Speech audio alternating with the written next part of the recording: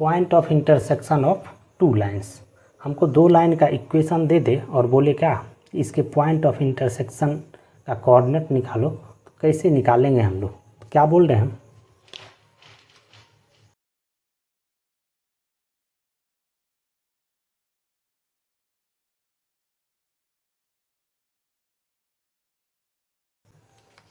क्या बोल रहे हैं कि to get point of intersection of two lines solve the equation of given lines for x and y. दो लाइन का पॉइंट ऑफ इंटरसेक्शन निकालने के लिए हम लोग क्या करेंगे, दोनों लाइन का जो इक्वेशन होगा उसको हम लोग सॉल्व कर लेंगे एक्स और वाई के लिए। हम क्या बोल रहे हैं कि अगर कोई लाइन है ये हमारा और ये कोई दूसरा लाइन है, इसका इक्वेशन है a1x plus b1y plus c1 equals to 0 और इसका इक्वेशन है a2x plus b2y plus c2 equals to 0। हमको इसके पॉइंट ऑफ इंटरसेक्शन का कोऑर्डिनेट निकालना है। मान लेते हैं क्या ये जो पॉइंट है हमारा क्या है, P है। तो P का जो कोऑर्डिनेट होगा वो क्या करेगा कि इस लाइन को भी सेटिस्फाई करेगा और P का कोऑर्डिनेट इस लाइन के इक्वेशन को भी सेटिस्फाई करेगा। और हम लोग जानते हैं क्या कि अगर linear equation in two variable x और y में है तो उस दोनों इक्वेशन को सॉल्व करते हैं, उसका जो सॉल्यूशन आता है वो क्या करता है, उस दोनों इक्वेशन को सेटिस्फाई करता है। तभी हम लोग क्या बोलते हैं, वो उस दोनों इक्वेशन का सॉल्यूशन है। तो यहाँ से हम लोग क्या देख रहे हैं कि इस दोनों इक्वेशन का जो सॉल्यूशन होगा वो इस दोनों इक्वेशन को सेटिस्फाई करेगा और इस पॉइंट का जो कोऑर्डिनेट है वो भी क्या करता है, दोनों इक्वेशन को सेटिस्फाई करेगा। तभी ये क्या होगा, पॉइंट ऑफ इंटरसेक्शन होगा। इसका मतलब क्या हुआ कि हम लोग इस दोनों इक्वेशन को सॉल्व कर लेंगे तो एक्स और वाई का जो वैल्यू आएगा वही क्या होगा, इस पॉइंट P का कोऑर्डिनेट होगा। x का जो वैल्यू होगा वो क्या होगा, पॉइंट P का x कोऑर्डिनेट और y का जो वैल्यू होगा वो क्या होगा, पॉइंट P का y कोऑर्डिनेट। तो इस तरीके से हम लोग क्या कर सकते हैं कि दो लाइन का पॉइंट ऑफ इंटरसेक्शन निकाल सकते हैं। अब हम लोग देखते हैं क्या, कनकरेंट लाइंस।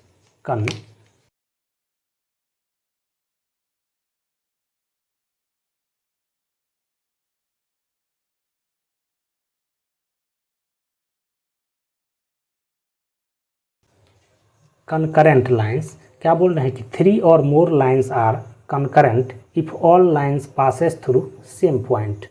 3 और 3 से ज़्यादा लाइन को हम लोग क्या बोलेंगे कि ये concurrent है अगर सारा का सारा लाइन क्या करे, किसी एक पॉइंट से पास करे तो हम लोग क्या बोलते हैं कि ये तीनों लाइन concurrent है। जैसे हम बोल रहे हैं क्या कि ये कोई लाइन है हमारा, ये कोई दूसरा लाइन है, ये लाइन है, ये कोई लाइन है। यहाँ पे क्या हो रहा है, ये सारा लाइन किसी एक ही पॉइंट से पास कर रहा है। इसका मतलब हम लोग क्या बोलेंगे कि ये सारा का सारा लाइन क्या है, कनकरेंट लाइन है। तो अब हम लोग ये समझ गए कि कनकरेंट लाइन किसको बोलते हैं। अगर हमको 3 लाइन का इक्वेशन दे दे और बोले क्या कि बतलाओ ये कनकरेंट है या नहीं, तो कैसे हम लोग चेक करेंगे कि ये कनकरेंट है क्या नहीं। तो हम क्या बोल रहे हैं कि मेथड 1 फर्स्ट नंबर में हम लोग क्या करेंगे,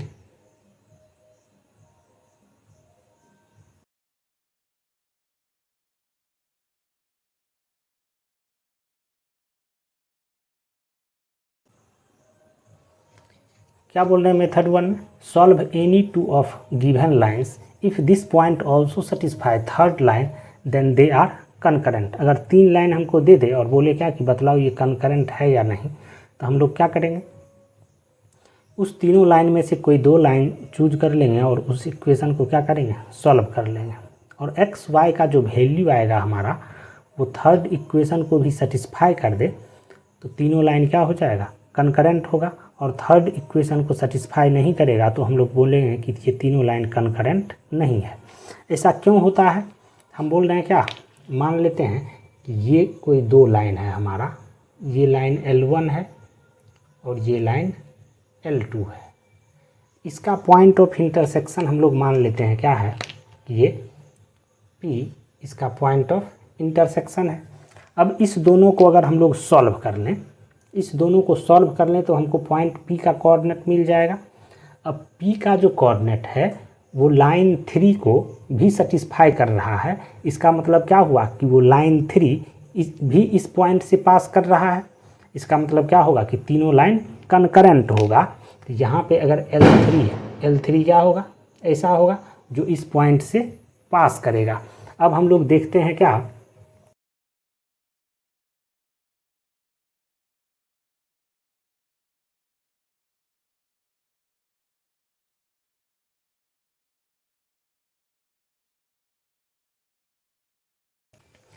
बोल रहे हैं कि 3 line a1x plus b1y plus c1 equals to 0 और ये L2 और ये L3 तीनों क्या होगा, कनकरेंट होगा अगर इस डिटर्मिनेंट का वैल्यू 0 हो जाएगा तब।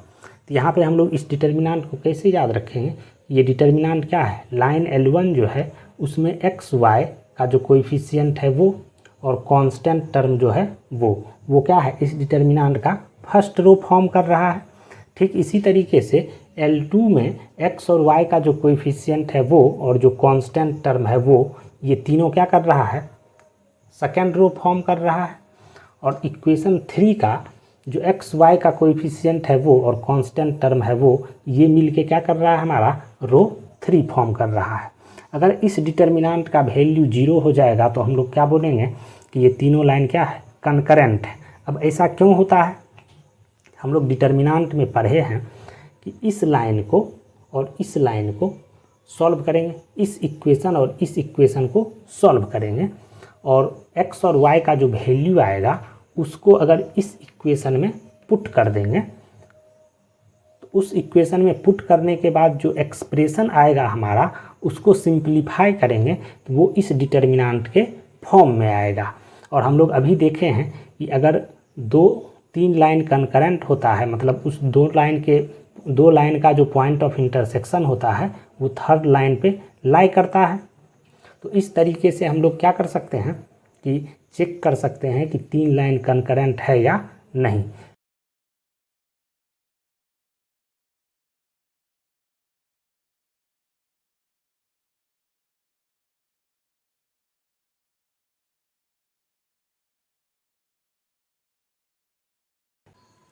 क्या बोल रहे हैं हम कि 3 lines P equals to 0, Q equals to 0, R equals to 0 are concurrent if there exist 3 constant L, M, N not all 0 at same time such that L into P plus M into Q plus N into R equals to 0। 3 line को हम लोग क्या बोलेंगे कि ये तीनों concurrent है। ठीक है, अगर 3 कांस्टेंट हमारा L, M, N ऐसा मिल जाए कि इस तीनों कांस्टेंट को क्या करेंगे, तीनों इक्वेशन में मल्टीप्लाई करके उसका सम निकालेंगे तो वो क्या आना चाहिए, 0 आना चाहिए। जैसे यहाँ पर हम लोग मान ले क्या कि P और Q, P, Q और R जो है वो क्या है हमारा L1, L2, L3 है। तो क्या होना चाहिए कनकरेंट होने के लिए, L इंटू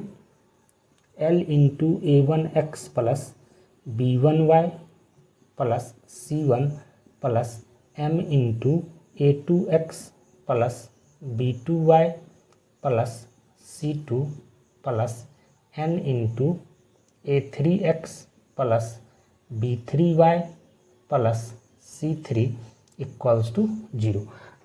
ये कैसे हम लोग देखेंगे कि ये कंडीशन अगर सेटिस्फाई करता है तो तीनों लाइन कनकरेंट होगा। तो हम क्या बोल रहे हैं कि हम मान लेते हैं क्या कि ये लाइन हमारा ये P इक्वल्स टू 0 है और ये लाइन हमारा Q इक्वल्स टू 0 है और इसका पॉइंट ऑफ इंटरसेक्शन क्या है हमारा x1, y1।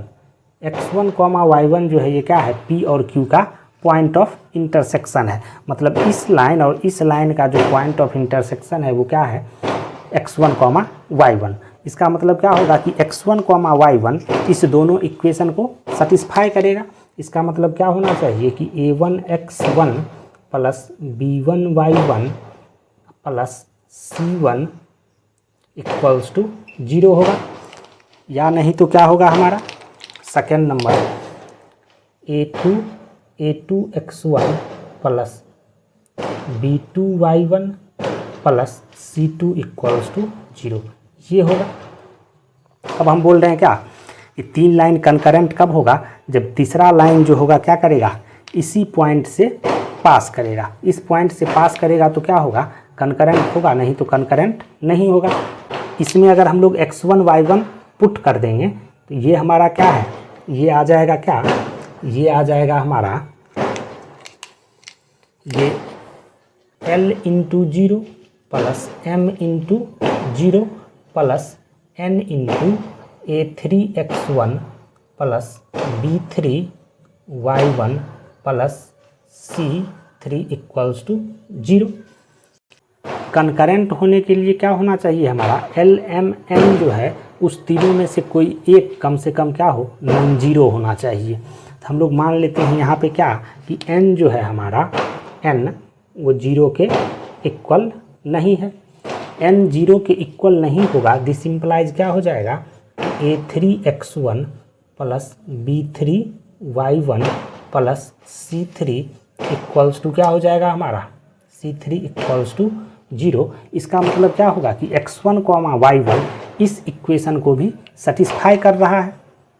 इसका मतलब क्या होगा कि तीनों लाइन कनकरेंट हो। हम लोग एक एग्जांपल देखते हैं, क्या कह रहा है इस क्वेश्चन में, कह रहा है कि prove that the straight line 3x plus y plus 2 equals to 0, 2x minus y plus 3 equals to 0 and x plus 4y minus 3 equals to 0 are concurrent. हमको 3 लाइन दे दिया है और कह रहा है कि प्रूफ करो कि ये क्या है, कनकरेंट है। तो हम लोग क्या करते हैं, इसको पहले मेथड 1 से प्रूफ करते हैं क्या, ये कनकरेंट है। इसके लिए हम लोग क्या करते हैं, मान लेते हैं क्या कि ये हमारा इक्वेशन फर्स्ट है, ये इक्वेशन 2 है और ये इक्वेशन थर्ड है। तो मेथड 1 में हम लोग क्या करते हैं, मेथड 1 क्या पढ़े हैं हम लोग, मेथड 1 में क्या करते हैं, किसी दो लाइन के इक्वेशन को सॉल्व कर लेते हैं और उसका पॉइंट ऑफ इंटरसेक्शन अगर थर्ड लाइन को सेटिस्फाई करता है तो हम लोग क्या बोलते हैं कि तीनों लाइन कनकरेंट है। तो हम लोग क्या करेंगे, यहाँ पे किसी दो इक्वेशन को सॉल्व कर लेते हैं। यहाँ पे हम लोग 1 और 2 को सॉल्व करते हैं, 1 और 2 को क्या करते हैं, ऐड कर देते हैं, first plus second, this implies यहाँ से क्या आ जाएगा हमारा 3x प्लस 2x हो जाएगा 5x, y कैंसिल हो जाएगा प्लस 5 इक्वल्स टू आ जाएगा हमारा 0। तो यहाँ से x क्या आ गया हमारा -1। अब x का वैल्यू क्या करते हैं हम लोग 1 में पुट कर देते हैं। तो फ्रॉम 1 में क्या करेंगे, x के जगह पे -1 पुट करेंगे तो क्या आ जाएगा हमारा -3 plus y plus 2 equals to 0। This implies y equals to क्या आ जाएगा हमारा 1। तो x और y का वैल्यू निकल गया। अब थर्ड में हम लोग क्या करते हैं, x और y का वैल्यू पुट कर देते हैं। तो थर्ड में अगर पुट करेंगे x के जगह पे -1 आएगा हमारा, y के जगह पे हम 1 पुट करेंगे तो +4 आ जाएगा, -3 हम क्या देख रहे हैं, ये 0 के इक्वल आ रहा है। इसका मतलब क्या हुआ कि फर्स्ट और सेकंड का जो पॉइंट ऑफ इंटरसेक्शन है वो थर्ड इक्वेशन को भी सेटिस्फाई कर रहा है। इसका मतलब क्या हुआ कि तीनों लाइन कनकरेंट है। अब हम लोग मेथड 2 देखते हैं, मेथड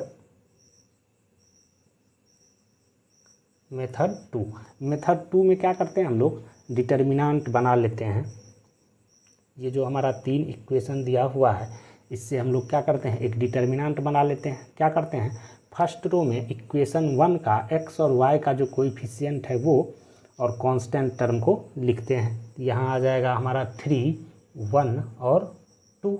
इसी तरीके से सेकंड इक्वेशन का x और y का कोएफिशिएंट और कांस्टेंट टर्म हम लोग सेकंड रो में लिखेंगे। तो ये क्या आएगा हमारा 2 -1 3।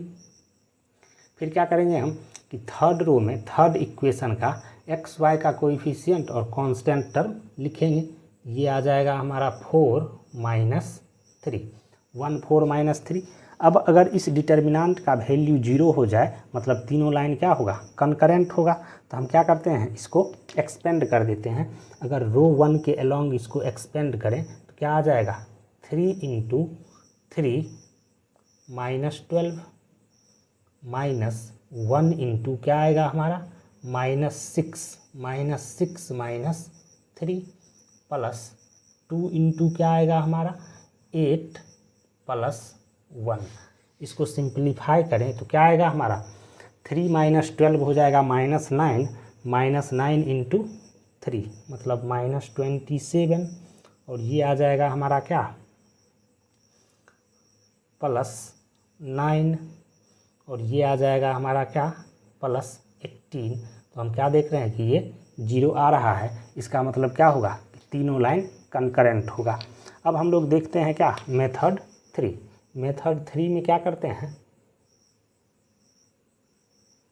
मेथड 3 में हम क्या करते हैं कि हमको अगर 3 कांस्टेंट L M N मिल जाए, ताकि क्या हो जाए, हम लोग इसमें इक्वेशन 1 में L से मल्टीप्लाई कर दें, इक्वेशन 2 में M से मल्टीप्लाई कर दें और इक्वेशन 3 में N से मल्टीप्लाई कर दें, और सबका सम क्या होना चाहिए 0 आना चाहिए। अगर ऐसा होगा तो तीनों लाइन क्या होगा कंकरेंट होगा।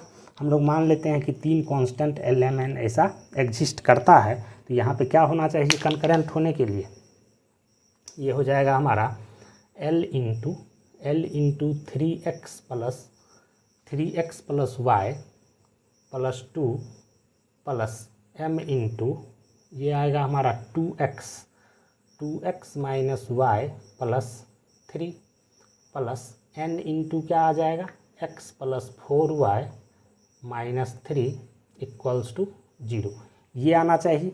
इसको क्या करते हैं हम लोग सिंप्लीफाई कर लेते हैं, यहाँ से x कॉमन निकालेंगे तो क्या आएगा हमारा 3l plus 2m plus n plus y बाहर निकालेंगे तो क्या आएगा हमारा l minus m plus 4n plus constant term क्या हो जाएगा हमारा 2l plus 3m minus 3n equals to 0। ये होगा। इसको हम लोग क्या करें, अगर कंपेयर कर लें कोएफिशिएंट को, इसको क्या लिख सकते हैं 0 into x plus 0 into y plus 0। अब हम लोग क्या करते हैं एक्स वाई का कोएफिशिएंट और कांस्टेंट टर्म को कंपेयर कर लेते हैं दोनों तरफ, तो क्या आ जाएगा हमारा 3l plus 2m plus n equals to 0। और क्या आएगा तो l minus m plus 4n equals to 0। और क्या आ जाएगा हमारा 2l plus 3m minus 3n equals to 0। इसको मान लेते हैं हम लोग ये 1 है, ये 2 है और ये 3 है। अब हम लोग क्या करते हैं कि इसको सॉल्व करते हैं। तो फर्स्ट और सेकंड को अगर हम लोग सॉल्व करें फ्रॉम 1 एंड 2, 1 और 2 को सॉल्व करते हैं हम लोग क्या करते हैं 2 में 2 से मल्टीप्लाई करके ऐड कर देते हैं। क्या करते हैं 1 plus 2 into 2, this सिंपलाइज। Second equation में हम लोग क्या कर रहे हैं 2 से मल्टीप्लाई कर रहे हैं और फर्स्ट में जोड़ देते हैं। इसमें 2 से मल्टीप्लाई करेंगे तो 3l प्लस 2l क्या हो जाएगा 5l, ये माइनस 2m और प्लस 2m कैंसिल हो जाएगा। इसमें 2 से मल्टीप्लाई करेंगे तो क्या हो जाएगा 8n प्लस n, मतलब ये हो जाएगा 9n इक्वल्स टू 0। दिस सिंपलाइज यहाँ से हमारा क्या आ जाएगा l इक्वल्स टू -9/5n, ये आ जाएगा। ये हो गया। अब हम लोग क्या करते हैं सेकंड और थर्ड को सॉल्व करते हैं। सेकंड और थर्ड को अगर हम लोग सॉल्व करें तो क्या करते हैं कि फर्स्ट में सेकंड में हम लोग 2 से मल्टीप्लाई कर देते हैं और थर्ड में से सब्ट्रैक्ट कर देते हैं। थर्ड माइनस 2 इंटू सेकेंड, ये कर दें तो क्या आ जाएगा हमारा 2l माइनस 2l कैंसिल हो जाएगा। इसमें 2 से मल्टीप्लाई करेंगे तो 2m प्लस 3m, ये हो जाएगा हमारा क्या 5m। इसमें 2 से मल्टीप्लाई करेंगे तो क्या हो जाएगा 8n minus 3n, 8n minus 8n minus 3n, ये क्या हो जाएगा हमारा -11n इक्वल्स टू 0। यहाँ पे हम लोग सेकंड में 2 से मल्टीप्लाई किए थे, 4 इंटू 2 8n हो जाएगा माइनस 3n, और इसको सब्ट्रैक्ट करेंगे 11n, ये आ गया। यहाँ से हमारा क्या आ जाएगा n equals to n equals to क्या हो जाएगा 5/11m।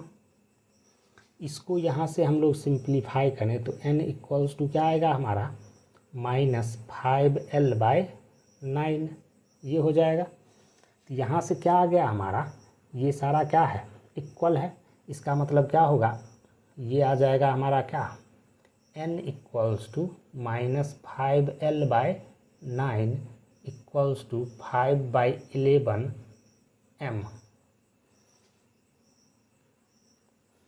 तो ये क्या आ जाएगा हमारा, इसको अगर हम लोग सिंप्लीफाई कर लें, इसको मान लेते हैं क्या k है, k है तो n इक्वल्स टू क्या आ जाएगा k, l इक्वल्स टू क्या आ जाएगा -9/5 k, और m इक्वल्स टू क्या आ जाएगा हमारा 11/5।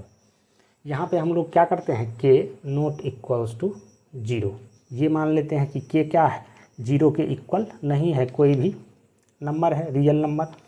तो k अगर हम लोग कोई पार्टिकुलर वैल्यू लेंगे तो हम लोग देख रहे हैं क्या कि LMN ऐसा एग्जिस्ट कर रहा है जो क्या है नॉन जीरो है।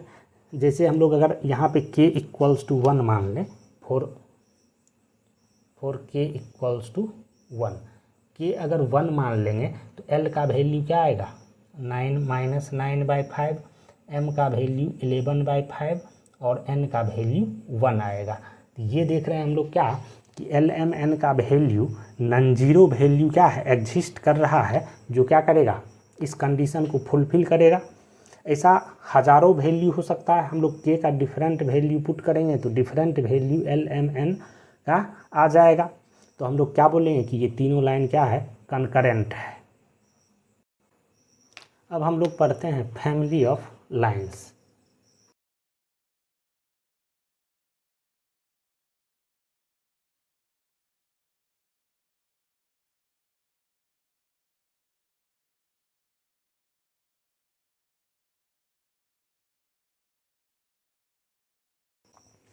क्या बोल रहे हैं, the equation of family of lines passing through point of intersection of lines L1 and L2 is given by L1 plus lambda into L2 equals to 0।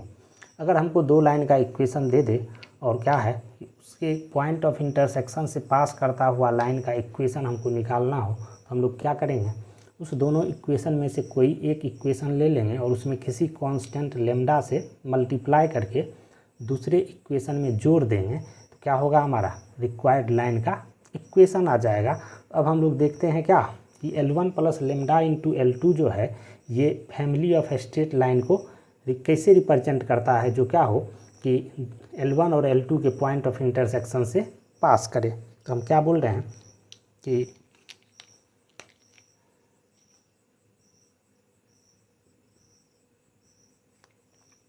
हम मान लेते हैं क्या ये लाइन हमारा L1 है और ये दूसरा लाइन L2 है। अब हमको क्या करना है, इस दोनों लाइन के पॉइंट ऑफ इंटरसेक्शन से पास करता हुआ लाइन का इक्वेशन निकालना है। तो इस पॉइंट से बहुत सारा लाइन पास कर सकता है, जैसे ये लाइन है, ये लाइन है, ये लाइन है। इस सारे लाइन को क्या करता है कि a1x plus b1y plus c1 plus lambda into a2x plus b2y plus c2 equals to 0। ये इक्वेशन क्या करता है, इस सारे लाइन को जो L1 और L2 के पॉइंट ऑफ इंटरसेक्शन से पास करे उसको रिप्रेजेंट करता है। तो कैसे ये रिप्रेजेंट करता है, हम बोल रहे हैं क्या कि मान लेते हैं क्या यहाँ पे ये जो पॉइंट ऑफ इंटरसेक्शन है हमारा, इसको मान लेते हैं P है, इसका कोऑर्डिनेट x1, y1 है। x1, y1 जो है वो L1 पे भी है और L2 पे भी है। इसका मतलब क्या होगा कि x1, y1 L1 और L2 दोनों को सेटिस्फाई करेगा। इसका मतलब क्या होना चाहिए a1x1 plus b1y1 plus c1 equals to 0 आ जाएगा। सेकेंड नंबर क्या होगा कि a2x1 plus b2y1 plus c2 equals to 0। ये दो कंडीशन आ गया हमारे पास। अब हम क्या बोल रहे हैं कि ये सारा लाइन का जो इक्वेशन है वो क्या है, ये इक्वेशन है। मतलब अगर x1 कॉमा y1 इस इक्वेशन को सेटिस्फाई कर देगा तो हम लोग क्या बोलेंगे कि ये इक्वेशन क्या है, इस सारे लाइन के इक्वेशन को रिप्रेजेंट कर रहा है। तो यहाँ पे अगर हम लोग x1 y1 इस इक्वेशन में पुट करें तो क्या आ जाएगा हमारा, यहाँ पे a1 x1 plus b1 y1 plus c1 plus क्या आ जाएगा हमारा lambda into a2 x1 plus b2 y1 plus c2 आ जाएगा। अब हम लोग क्या करते हैं कि यहाँ पे देख रहे हैं क्या कि ये इस a1 x1 plus b1 y1 plus c1 क्या है 0 है, ये हो जाएगा हमारा 0 प्लस लेमडा इंटू 0, ये क्या आ गया 0। मतलब हम देख रहे हैं क्या कि x1 कॉमा y1 जो है वो क्या कर रहा है, इस इक्वेशन को सेटिस्फाई कर रहा है। मतलब इस पॉइंट ऑफ इंटरसेक्शन से जितना सारा लाइन पास करेगा उसको क्या करेगा, ये इक्वेशन रिप्रेजेंट करेगा। अब हम लोग इसमें लेमडा का कोई पार्टिकुलर वैल्यू पुट कर देंगे तो हमको एक पार्टिकुलर लाइन मिल जाएगा। तो लेमडा का जो डिफरेंट वैल्यू होगा उसके लिए क्या होगा, ये डिफरेंट लाइन को रिप्रेजेंट करेगा। नेक्स्ट हम बोल रहे हैं क्या, नोट करके अगर हमको कोई क्वाड्रिलेटरल दे दे कि ये कोई क्वाड्रिलेटरल है,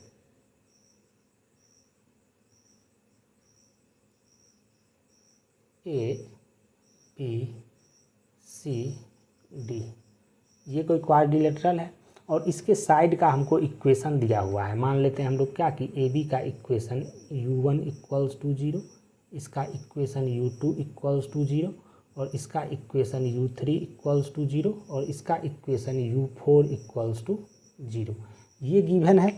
यहाँ पे हमको अगर इस डायगोनल AC का इक्वेशन निकालना होगा तो कैसे निकालेंगे हम, तो डायगोनल AC जो है वो क्या है, इस पॉइंट A से पास कर रहा है।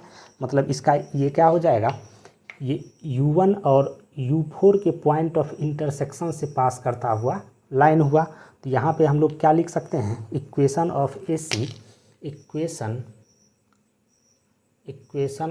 AC जो है वो क्या हो जाएगा हमारा U1 plus lambda into U4 equals to 0, ये हो सकता है। या यहाँ पे हम लोग क्या देख रहे हैं कि ये जो लाइन है AC ये पॉइंट C से पास कर रहा है, मतलब ये U4 और U3 के पॉइंट ऑफ इंटरसेक्शन से पास कर रहा है। मतलब इसका इक्वेशन क्या हो सकता है कि U2 plus K into U3 equals to 0, ये होगा। तो यहाँ पे क्या है कि हमारा लेमडा और K का ऐसा वैल्यू एग्जिस्ट करेगा जिससे क्या हो जाए, ये दोनों इक्वेशन आइडेंटिकल हो, तो यही इक्वेशन क्या करेगा, AC को रिप्रेजेंट करेगा। अब हम लोग एक एग्जांपल देखते हैं।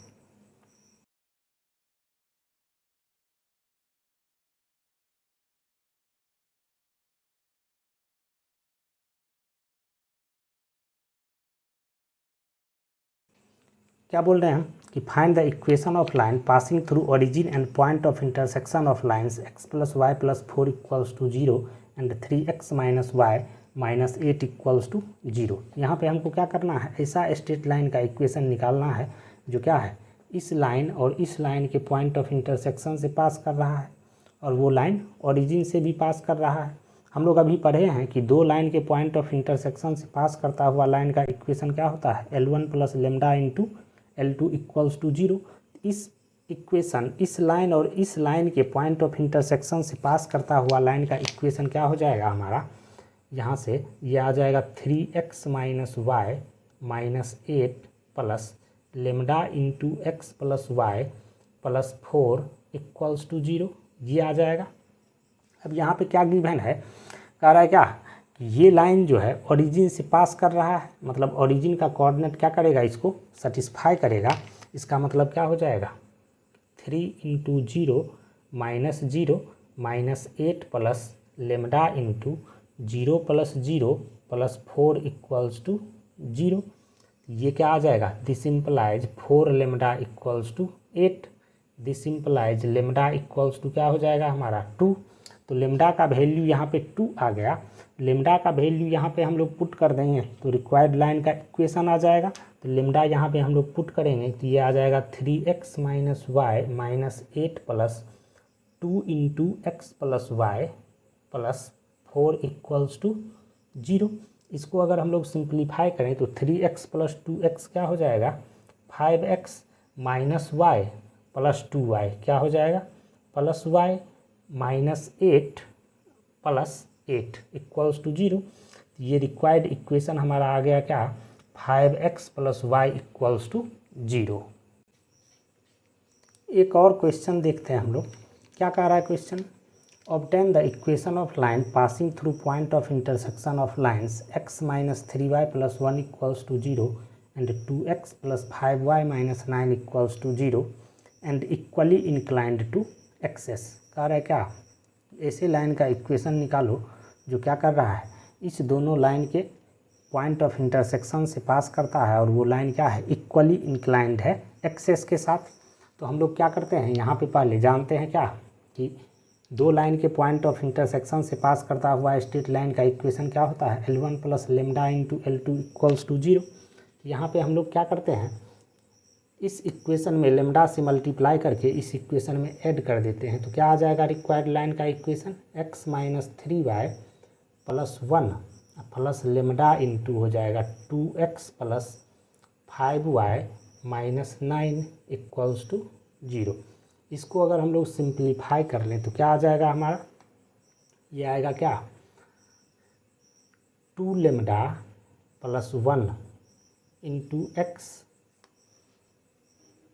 Plus 5 lambda minus 3 into y plus क्या आ जाएगा 1 माइनस 9 लेमडा इक्वल्स टू 0। अब क्या कह रहा है ये लाइन क्या है एक्सेस से इक्वली इंक्लाइंड है और हम लोग जानते हैं क्या कि अगर कोई लाइन एक्सेस के साथ इक्वली इंक्लाइंड होता है तो उसका स्लोप क्या होता है प्लस माइनस 1। मतलब इस लाइन का स्लोप क्या होना चाहिए प्लस माइनस 1। इसका स्लोप हम लोग कैसे निकालेंगे इसमें क्या होता है x का कोएफिशिएंट माइनस साइन लगा देते हैं और x का कोएफिशिएंट मतलब 2 लेमडा प्लस 1 बाई क्या y का कोएफिशिएंट 5 लेमडा माइनस 3 यही क्या होता है हमारा स्लोप इक्वल्स टू क्या होना चाहिए प्लस माइनस 1। इसका मतलब क्या आ जाएगा हमारा कि 2 lambda plus 1 equals two plus minus 5 lambda minus 3। अगर हम लोग प्लस साइन लेंगे तो क्या आएगा solution 2 lambda plus 1 equals to 5 lambda minus 3। इसको सिंप्लीफाई करें तो क्या आ जाएगा हमारा 5 lambda minus 2 lambda 3 lambda equals to 4। This implies lambda equals to क्या आ गया हमारा 4/3। और अगर हम लोग तो लेमडा इक्वल्स टू 4/3 आ जाएगा। लेमडा का वैल्यू यहाँ पे पुट करेंगे तो स्ट्रेट लाइन का इक्वेशन क्या आ जाएगा हमारा 4/3 यहाँ पे पुट करेंगे तो ये आ जाएगा 8/3 प्लस 1। 8/3 प्लस 1 मतलब 11/3 इंटू एक्स। यहाँ पे हम लोग लेमडा का वैल्यू पुट करें तो ये क्या आ जाएगा 20/3 माइनस 3 मतलब 20 माइनस 9 मतलब 11/3 इंटू वाई ये आ जाएगा प्लस यहाँ पे हम लोग 4/3 पुट करेंगे तो ये आ जाएगा हमारा क्या 4/3 पुट कर देंगे तो ये आ जाएगा -11 इक्वल्स टू 0। दिस इम्प्लाइज इस लाइन का इक्वेशन क्या आ गया x minus y minus 3 equals to 0। और अगर हम लोग निगेटिव साइन ले लेंगे तो क्या आएगा यहाँ से हमारा 2 lambda plus 1 equals to minus 5 lambda plus 3। इसको सिंप्लीफाई करें तो ये क्या आएगा हमारा 5 lambda 7 lambda equals to 2 this implies lambda जो है क्या आ जाएगा हमारा 2/7। अब लेमडा का वैल्यू इसमें पुट कर देंगे तो स्ट्रेट लाइन का इक्वेशन क्या आ जाएगा हमारा 4 + 7 11/7 इंटू एक्स ये आ जाएगा। यहाँ पे हम लोग पुट करेंगे लेमडा का वैल्यू तो 10 - 21 मतलब -11/7 इंटू वाई ये हो जाएगा। और यहाँ पे अगर हम लोग लेमडा का वैल्यू पुट करेंगे तो ये क्या आ जाएगा हमारा 7 - 18 मतलब -11/7 = 0। इसको सिंप्लीफाई कर दें आ जाएगा हमारा x - y - 1 = 0। तो ये हमारा दो लाइन होगा जो क्या होगा इस दोनों लाइन के पॉइंट ऑफ इंटरसेक्शन से पास करेगा और एक्सेस से इक्वली इंक्लाइंड होगा। एक और क्वेश्चन देखते हैं हम लोग क्या कह रहा है इस क्वेश्चन में। Find the equation of line passing through point of intersection of lines x - 3y + 1 = 0 and 2x + 5y - 9 = 0 and whose distance from origin is √5। कह रहा है क्या कि ऐसे लाइन का इक्वेशन निकालो जो क्या है इस दोनों लाइन के पॉइंट ऑफ इंटरसेक्शन से पास करता है और उसका डिस्टेंस ओरिजिन से क्या है √5 है। तो हम लोग क्या करते हैं पहले इस दोनों लाइन के पॉइंट ऑफ इंटरसेक्शन से पास करता हुआ लाइन का इक्वेशन लिख लेते हैं।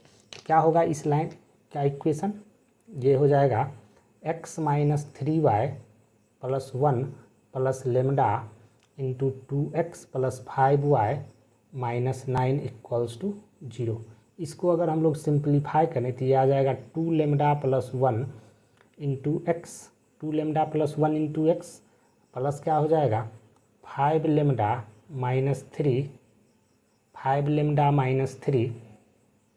इंटू वाई प्लस क्या हो जाएगा हमारा 1 - 9 लेमडा = 0।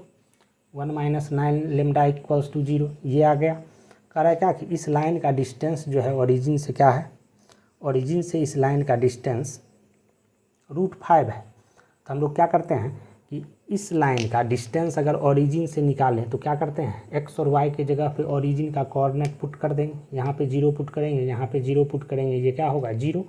ये बच जाएगा हमारा क्या mod 1 - 9 लेमडा बाई कितना √अंडर एक्स के कोएफिशिएंट का स्क्वायर मतलब 2 लेमडा + 1 का होल स्क्वायर प्लस 5 लेमडा -3 का होल स्क्वायर = क्या है हमारा √5 गिवन है। तो हम लोग क्या करते हैं इसको दोनों तरफ स्क्वायर कर लें तो ये आ जाएगा हमारा 1 - 9 लेमडा का होल स्क्वायर = कितना 5 इंटू 2 लेमडा + 1 का होल स्क्वायर प्लस 5 लेमडा -3 का होल स्क्वायर।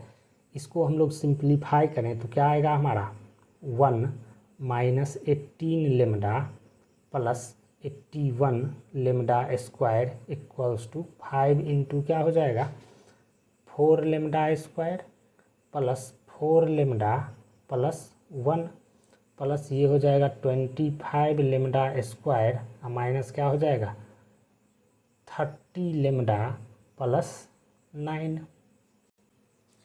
इसको अगर हम लोग सिंप्लीफाई करेंगे तो क्या आ जाएगा हमारे पास ये आ जाएगा हमारा क्या 64 लेमडा स्क्वायर प्लस 112 लेमडा और क्या हो जाएगा प्लस आ जाएगा हमारा 49 = 0। इसको हम लोग क्या लिख सकते हैं इसको लिख सकते हैं क्या ये 64 मतलब 8 लेमडा का होल स्क्वायर प्लस इसको लिख देते हैं 2 इंटू 8 लेमडा इंटू 7 प्लस 7 का स्क्वायर = 0। ये हो जाएगा हमारा क्या 8 लेमडा प्लस 7 का whole square = 0। This implies lambda = आ जाएगा हमारा -7/8। लेमडा का वैल्यू हमारा -7/8 आ गया। लेमडा का वैल्यू इस इक्वेशन में पुट कर देंगे तो क्या होगा हमारा रिक्वायर्ड लाइन का इक्वेशन आ जाएगा।